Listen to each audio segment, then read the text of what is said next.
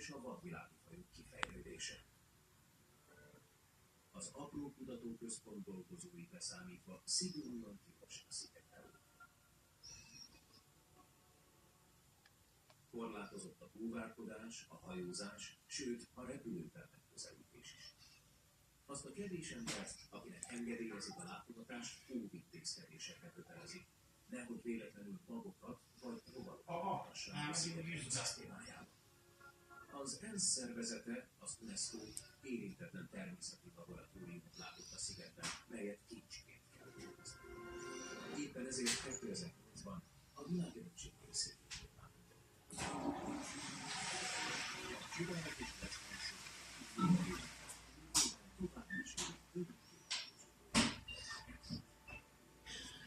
ez a tökéletes hely.